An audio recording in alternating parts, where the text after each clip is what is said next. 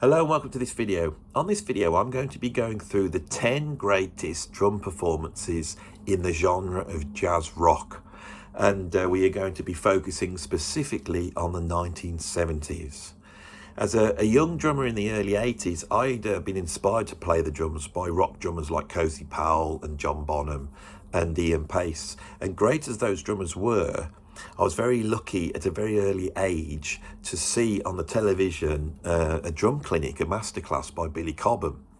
And me and my dad, both, my dad was a drummer as well, and he was very impressed by Billy Cobham's incredible drumming. We went out and bought an album, and the album was Crosswinds by Billy Cobham, and I'll be talking about that album on this video in a minute. But I knew that what Billy Cobham was doing on that album was way beyond anything that I knew in the rock world. My interest in jazz rock was piqued because of Billy Cobham's drumming on that. I wanted to find those sorts of drummers that seemed almost superhuman, that going so far beyond what was happening in the world of rock. So on this list, we're going to have 10 albums which really influenced me. I think they're absolute classic albums. The drumming on them is incredible. If you're interested in jazz rock drumming, these are the albums you need to go and listen to. And if you do, I think you'll be rewarded by some of the finest drumming that's ever been recorded in the history of drumming. So with that massive build-up, should we just get straight in? At number 10, I have Headhunters by Herbie Hancock with the drummer Harvey Mason. Herbie Hancock, of course, came to fame in the 1960s playing something much closer to jazz in the Miles Davis Quintet. As that group developed, Miles went towards a style of music which could be called jazz rock or fusion, selling a lot of records with the album Bitches Brew. When Herbie Hancock left the Miles Davis group, he eventually formed a sort of electric jazz band called Moerlen that made 3 albums. These are incredible albums, but it's difficult to call them jazz rock. They're more electric jazz with a lot of electronic spaciness to them. This is an incredible band, but the problem is that it did not get an audience. It was a little bit too obscure for a mainstream audience, and the record company started to want to see some more sales. He moved label and reconvened the band, just taking Benny Maupin with him, and released an album called Headhunters in 1974. And the remarkable thing about this album is that up until then, jazz rock had really been about a bombastic style that had been really pioneered by the Mahavishnu Orchestra and the drumming of Billy Cobham. Billy Cobham in 1973 brought out his first solo album called Spectrum, and although it still pursued the sort of Mahavishnu concept, it was dripping with a lot more funkiness and influences from rhythm and blues. Herbie Hancock with Headhunters took this even further and managed to have a hit record with the track Chameleon. Harvey Mason on this album has an approach to drumming that influenced me greatly. He does not play in that sort of bombastic style that we associate with drummers like Lenny White or Alphonse Mouzon or Billy Cobham. His touch is much lighter. But the thing that's interesting about this album is that whereas Herbie Hancock, following on from this, went more and more towards a funk and eventually a disco approach, there is still the freewheeling improvisation that we associate with Moerlen. Harvey Mason is able to take the drumming of someone like Clyde Stubblefield, or maybe Zigaboo Model S, the sort of very funky, syncopated, almost linear approach to drumming, and fuse that with the freedom that jazz drummers had. His drumming is light and deft, but on this album, he really is so funky, and yet he flies. On the Open to Tractor Side 2, which is a pretty long track with a lot of improvisation, a track called Sly, he just boots it up into top gear and he just soars through the music, and he's able to react to what the soloists are doing while still maintaining a really heavy funk groove. Harvey Mason, off the back of the success of this album, then went on into the world of session music and played on a load of hit records. But he's an absolute virtuoso drummer. And if you want to really hear Harvey Mason full out playing some incredible drumming, there's another track you should check out, which is the track Captain Fingers off the album Captain Fingers by Lee Ritenour. It's quite incredible. But for me, the influential album and the album that really influenced me in a way to play swinging jazz but with a funk groove, it's Headhunters, with the incredible drumming of Harvey Mason. So that's what we got at number 10. At number 9, I wanted to put an album on by Alphonse Mouzon. Alphonse Mouzon emerged very, very young in the early 70s as one of the up-and-coming drummers, and got the job straight off in the recently formed Weather Report, really forming a supergroup along with Joe Zawinul, Wayne Shorter, Ayetu on percussion, and Miroslav Fitos on bass. He then went on to play with McCoy Tyner, and he brought an approach to drumming which took what Elvin Jones was doing and took it off in a few notches further. He's an incredible drummer. But in much the same way as happened with the jazz rock, he moves towards jazz rock when he joins the 11th House, which was the jazz rock group formed by Larry Coryell in 1973. The first Larry Coryell album is called Introducing the 11th House, and is as bombastic and out there in its own way as the Mavish Nocturne or Return to Forever. But again, Alphonse Mouzon slowly moved throughout the 70s towards a much more funky style, actually becoming quite a well-known disco artist by the end of the 70s. And there's this certain point when he moves over from that style of drumming to this funky style of drumming. Now, there is an album called Mind Transplant, which is a great album. But for me, if you really want to hear Alphonse Mouzon, his most fiery and out there best, it's the second album by 11th House, which is called Level 1.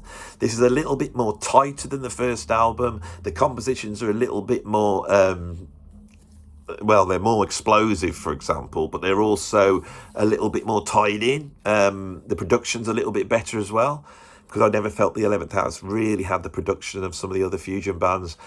His drumming on it, this is absolutely astonishing. On Level 1, there's a track called Nyctophobia, and as a kid, I could not believe the tumult, like waves crashing into into the rocks on a stormy coastline. Alphonse is just off the scale on this. And he has an approach to drumming which is very polyrhythmical, which a lot of the other fusion drummers didn't explore so much.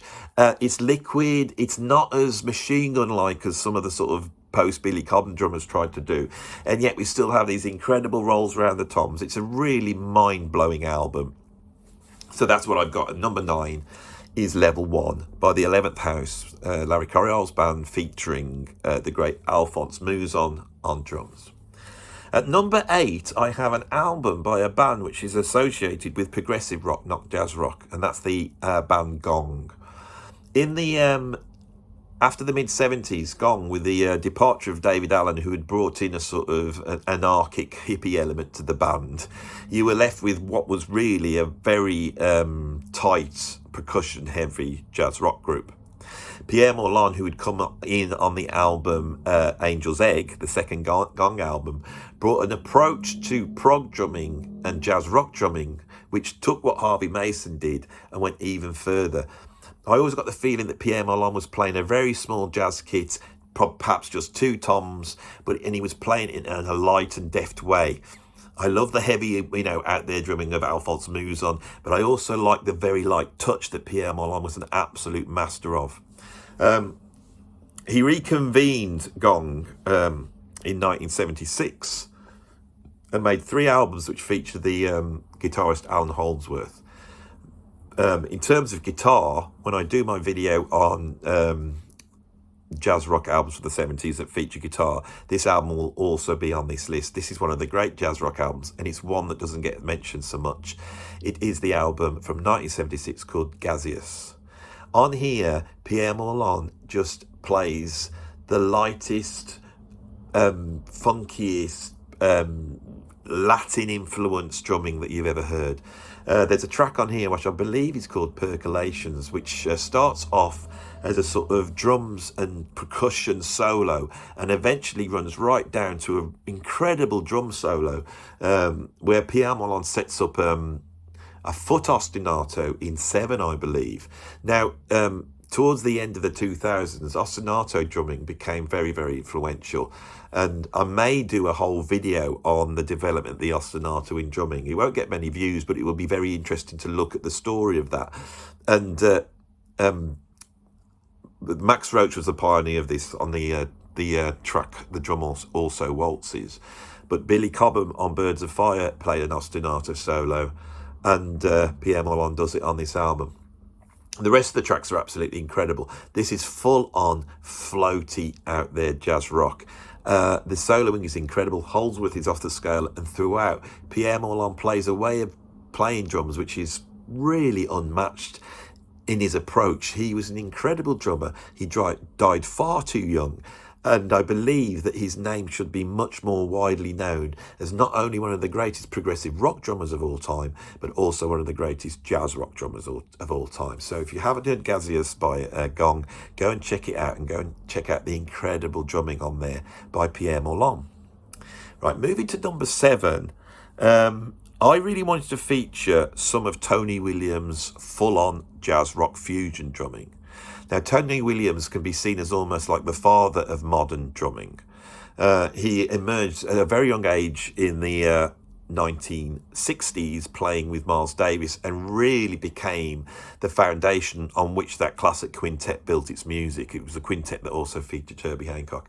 He was taking an approach to drums which was very polyrhythmical, which was very free, and he really set the standard for drumming throughout the 1960s.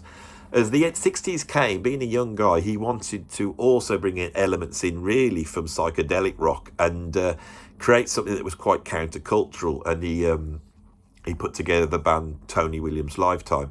Now, his drumming on the first Tony Williams Lifetime album, Emergency, which also featured John McLaughlin and Larry Young, is really, really important. But for me, he is still playing jazz drumming, but is utilising jazz drumming within the context of a highly electrified jazz trio, like an organ trio.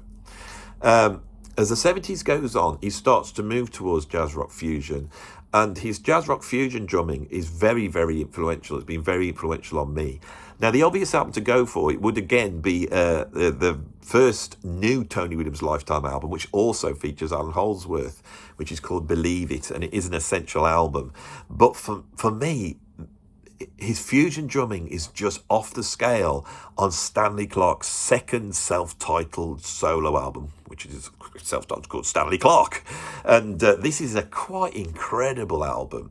It features Jan Hammer on keyboard, Stanley Clarke on bass, the great Bill Connors on guitar, and is one of the few examples of Bill Connors playing that sort of out there post-John McLaughlin guitar that we just love, and there's so few examples of it, and I believe this album is the greatest example of it. But Tony Williams on this album's drumming is incredible. You really can hear the full kit approach of Tony Williams. Tony Williams was a top-down player. This is what I call it. So rather than playing sort of drum rudiments around the kit, which everyone had done from Buddy Rich to Max Roach, to Kenny Clarke to Elvin, he utilised the kit from top to bottom. So there's a lot more interplay between hands and feet, and a lot of orchestrated patterns around the toms. He has an approach to swing which is incredible, and he has an approach to rock which is incredible. His virtuosity with his right foot is so great that it almost sets up the language of double bass drumming, even though he didn't have it. And I think a lot of the double bass drummers, people like Terry Bozzio, really influenced it in the approach between hands and feet that Tony Williams explores on this album. Some of his solo albums around this time are a bit unfocused for me and don't really showcase what he could do.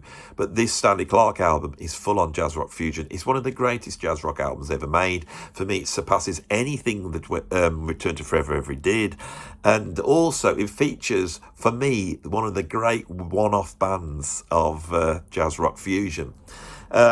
There's loads of drum solos on there. It's out there. It's psychedelic. Sometimes it sounds really funky. Sometimes it sounds like Hawkwind. It's full on. There's some incredible slap bass. The first time we really heard Stanley Clarke playing slap bass in the way he does, it's a monumental album. It's perhaps Stanley Clarke's greatest album as well. So if you haven't heard it, it's essential listening anyway.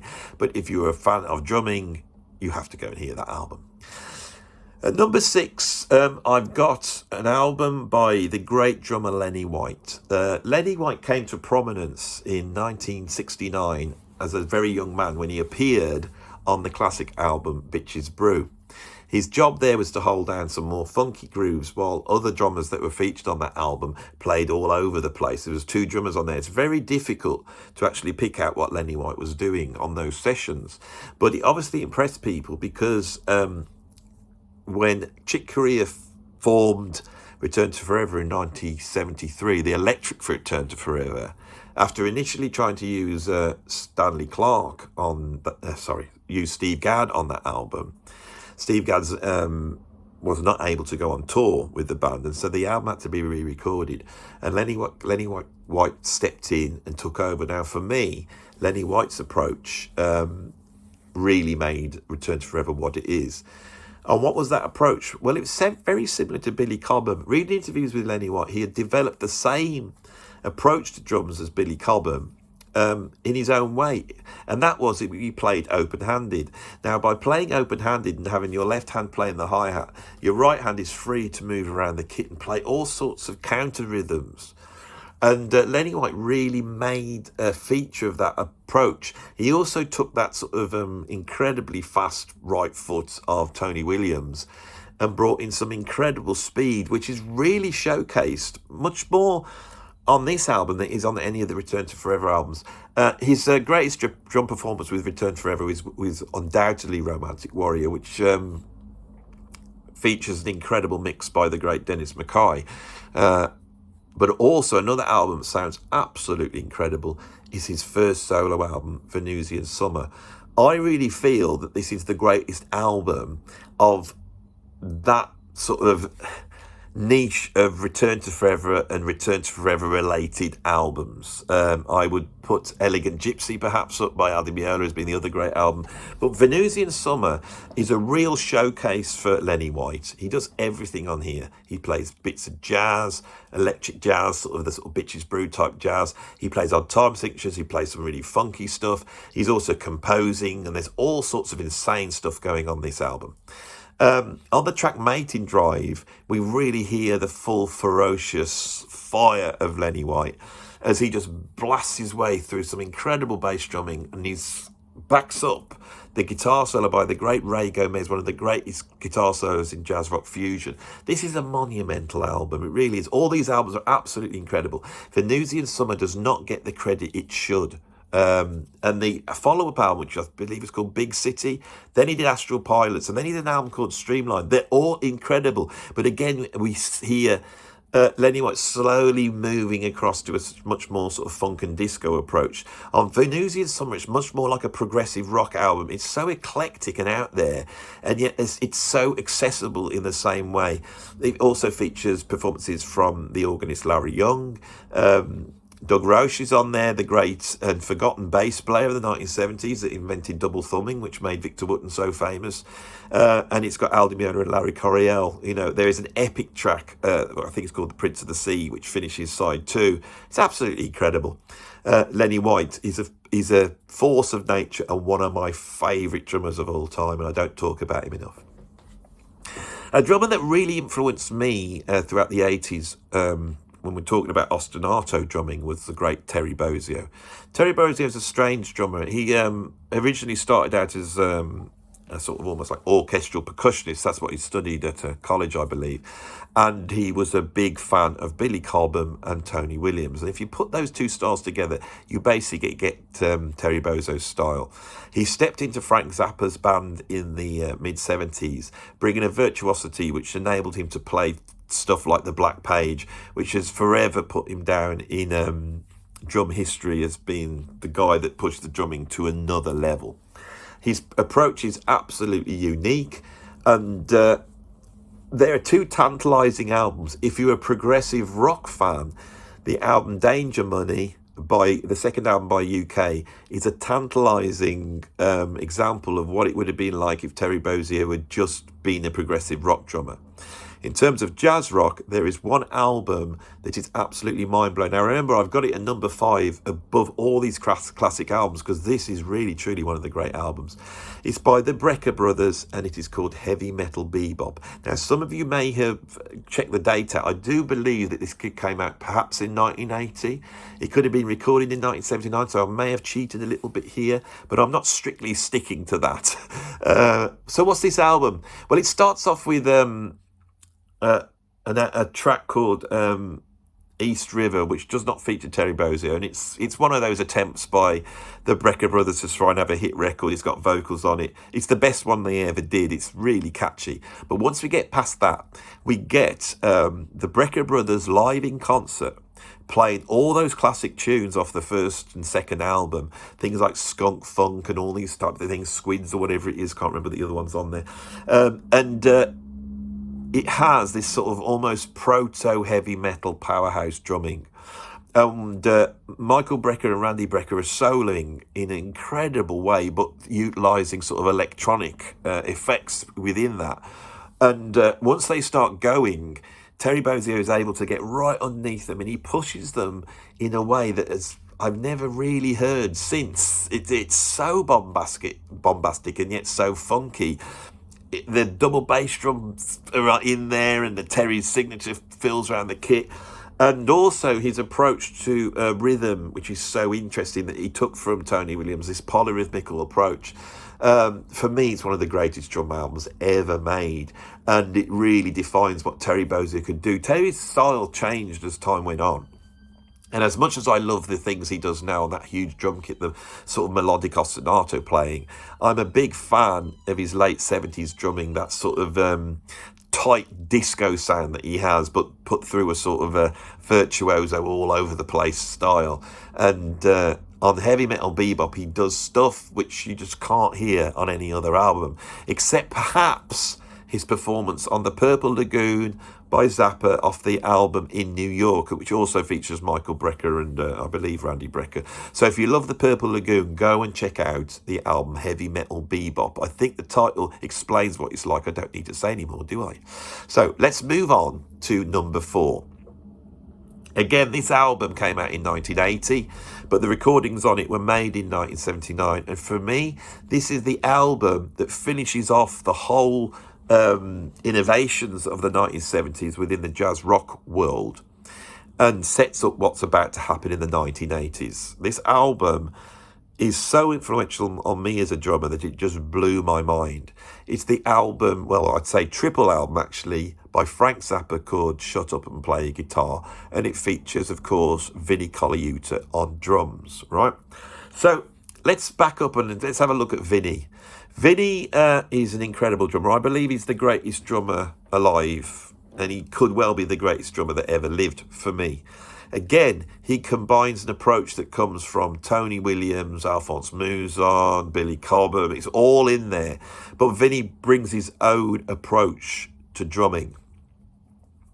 An incredible player, a natural player, fiery, out there, but whilst he was at music college and in his early sessions with Brandon Fields, he had an interest in polyrhythms.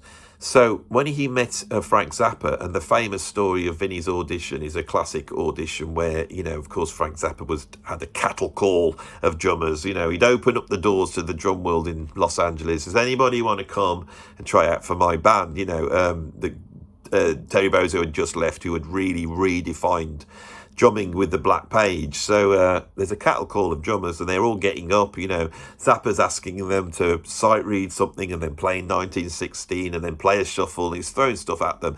And every time they flounder, he's sat behind a desk, a little bit like a jazz rock experimental music version of X Factor. God, we would love to see these videos, wouldn't we? And he would shout next, and the next guy would have to get up and do his thing. And so Vinnie's sat in line, he gets up there, and the first thing they drop in front of him is the track, The Black Page. Well, he transcribed his own version, because remember, there was no transcriptions of this track back then. You couldn't go on the internet and see what was going on. He'd already transcribed it, so he started to play it. And Zappa realised that he was not reading it, and so to try and catch him out, he pulled an even more difficult track out and dropped it in front of Vinnie to play, which, of course, he just sight-read. And Zappa famously said at that point, "Yes, so you can read." And then he did a jam, I think, in 1916, and a few other things, started to throw stuff. At that point, Zappa realised he had met a force of nature. He asked him to stand aside, and then he went up to him whilst he was away from the rest of the drummers and said something like, "I doubt you're going to see anybody who can cut you in this audition, but I have to look at all the rest of the drummers out of courtesy." You know, typical Frank Zappa sort of approach. And he got the job. In this band, he was then able to explore polyrhythms with one of the masters of polyrhythms, which is Frank Zappa.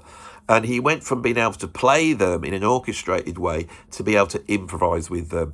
And Zappa's very arrhythmical approach on this album, Vinnie Colaiuta takes certain linear approaches to drums and applies them polyrhythmically.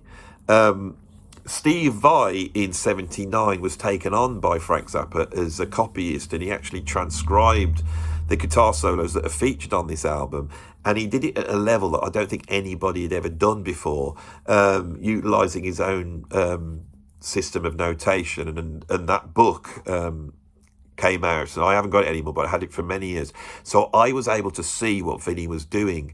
And when you see him playing insanely complex linear stuff with a sort of 17/3 polyrhythm, this really changed the nature of drumming. Now, it's not about the technique, it's not about how hard it is. What it is that what Vinnie did on this album is he completely renegotiated the way you could improvise within a band, basically. When you see drummers playing now, the influence of this sort of polyrhythmical style, everybody wants to be able to do this now. Everybody wants to turn the beat inside out, turn it upside down, displace it, shift it. Everyone wants to unseat, the rhythm. And people do it slavishly. But here, Vinnie is just off the scale, and you feel like you're listening to the originator of it. And when you hear that, it's always like it's coming from their soul. The expressiveness of this is incredible. There's a track called While You're Out, where it's actually an improvisation in the studio, not live. And he's set up a whole bunch of woja toms and weird percussion. And the way the drums just sort of drip across the music. And unlike the Elvin Joneses of this world, which is where Vinnie got this from, what you get with this is it's much more delineated time-wise. It's much more... there's a pulse and there's a clock. It's not bending time as such. What it is it's like creating a harmonic structure of time, whereas within that one time framework, there are a bunch of related temporal spaces. And through that, and his way he reacts to what Zappa's doing polyrhythmically, it creates a new language of rhythmic cadence, where you suddenly feel that rather than creating dissonance and cadence, consonance, and dissonance through harmonics, through the use of the dominant chord, we now have a rhythmical dominance. We have a rhythmical disturbance, which creates the tension. And in this way, it's very similar to what happens in Indian classical music, and I'm sure that influenced this album greatly. God, this album was like my Bible coming up. I just listen to it over and over again. So that's what I've got number 4, is Shut Up and Play Guitar. The great Steve Gadd hangs over this video. One of the greatest jazz rock drummers of the 1970s and the 1980s, 1990s. He's an absolute great drummer. And that sort of combination of deftness and fieriness Steve Gadd seemed to personify.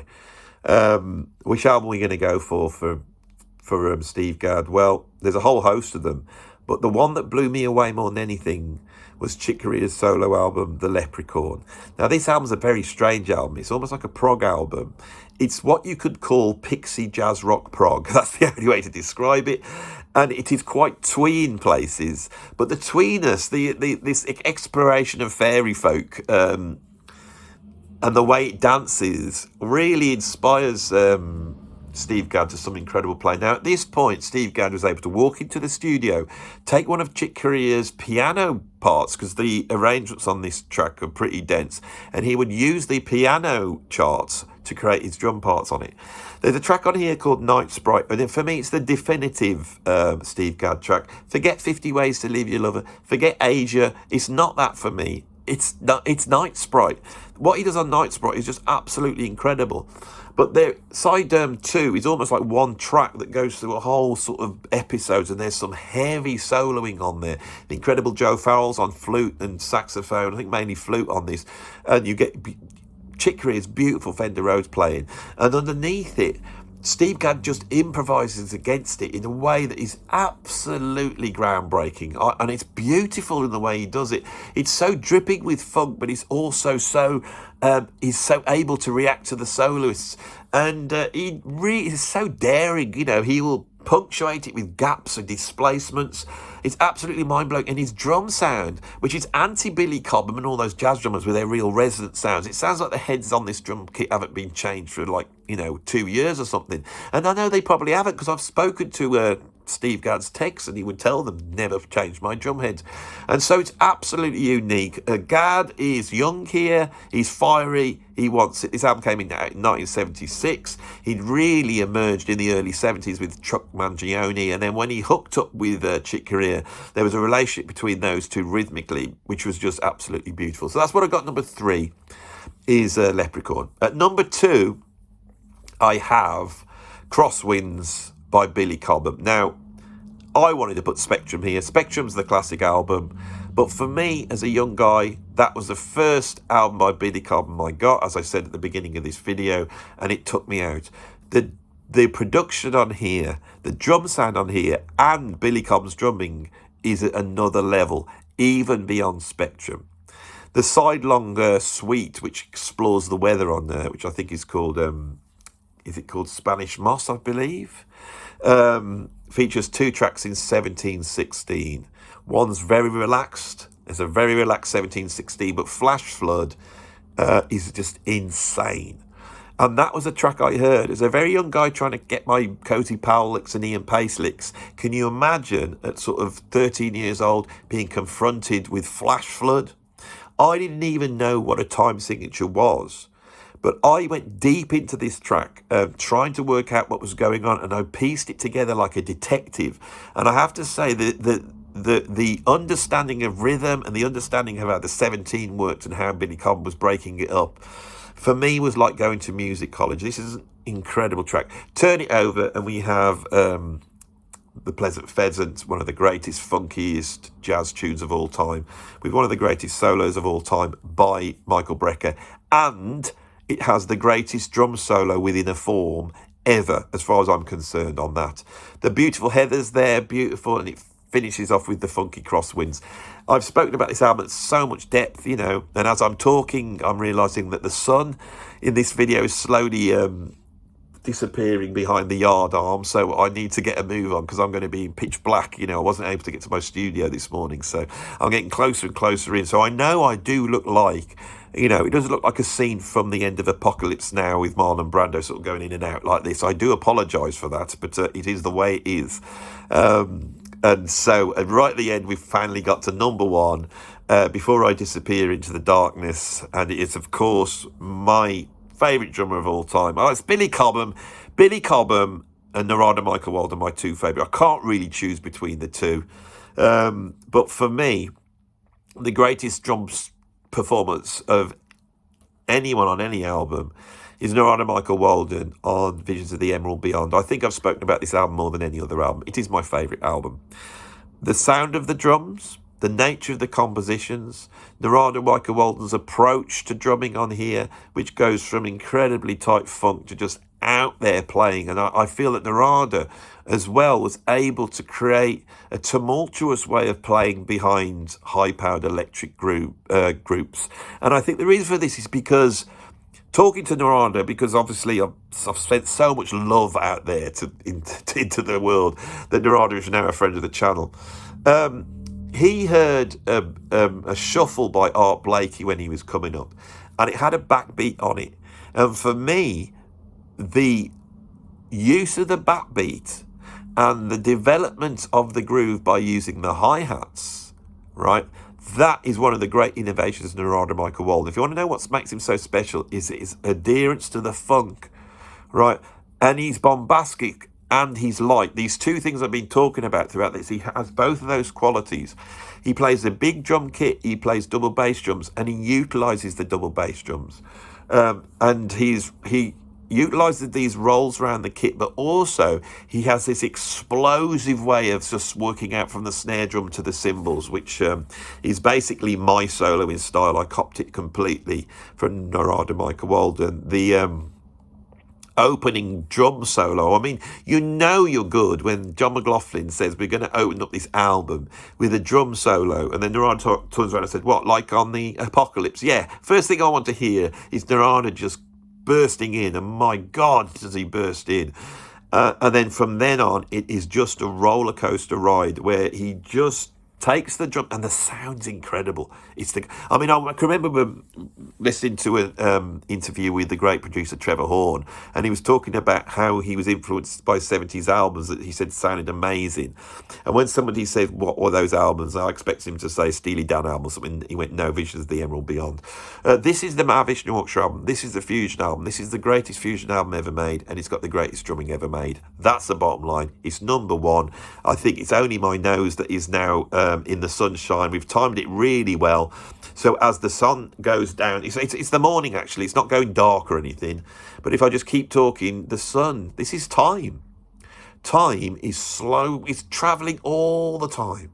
We can't stop it. It's always there, and we are all headed to this dark place, the future.